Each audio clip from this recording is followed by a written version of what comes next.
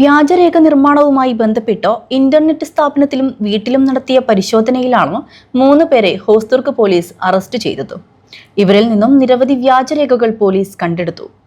Printing machine ഉൾപ്പെടെ സാധനങ്ങൾ കസ്റ്റഡിയിലെടുത്തവയിൽ ഉൾപ്പെടും. കാഞ്ഞങ്ങാട് സൗത്ത് പനങ്കാവിലെ പി രവീന്ദ്രൻ, കൊവ്വൽപ്പള്ളിയിലെ കെ സന്തോഷ് കുമാർ, ഹോസ്ദുർഗ് കടപ്പുറത്തെ ഷിഹാബ് എന്നിവരാണ് അറസ്റ്റിലായത്. കാഞ്ഞങ്ങാട് ഡിവൈഎസ്പി ബാബു പെരിങ്ങത്തിന്റെ നേതൃത്വത്തിൽ ഹോസ്ദുർഗ് SIT അഖിലും സംഘവുമാണ് റെയ്ഡ് നടത്തിയത്. SI ഷാരംഗ്ധറിന്റെ നേതൃത്വത്തിൽ വീട് റെയ്ഡ് നടത്തി.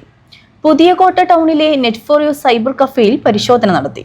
ഇവിടെ നിന്നും നിരവധി വ്യാജരേഖകൾ കണ്ടെത്തി.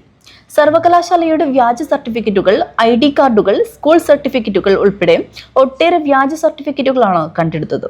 ഷിഹാബിന്റെ വീട്ടിൽ റെയ്ഡ് നടത്തി നിരവധി വ്യാജ സർട്ടിഫിക്കറ്റുകളും വ്യാജരേഖകൾ നിർമ്മിക്കുന്ന പ്രിന്റിംഗ് ഉപകരണങ്ങൾ ഉൾപ്പെടെ കണ്ടെത്തി.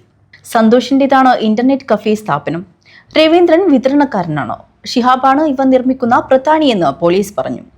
കേരളത്തിനകത്തും പുറത്തും ഇവർ വ്യാജരേഖകൾ ഉണ്ടാക്കി വിതരണം ചെയ്തിട്ടുണ്ടെന്ന് പോലീസ് പറഞ്ഞു.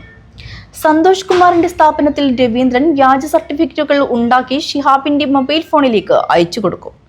ഷിഹാബാണ് പ്രിന്റ് എടുക്കുന്നത്. ലാപ്ടോപ്പ്, ഹാർഡ് ഡിസ്ക്, മൊബൈൽ ഫോണും സർട്ടിഫിക്കറ്റുകളും പോലീസ് കസ്റ്റഡിയിലെടുത്തു. ഹോസ്ദുർഗ് കോടതിയിൽ ഹാജരാക്കിയ പ്രതികളെ 14 ദിവസത്തേക്ക് റിമാൻഡ് ചെയ്തു. News bureau, Kanhangad.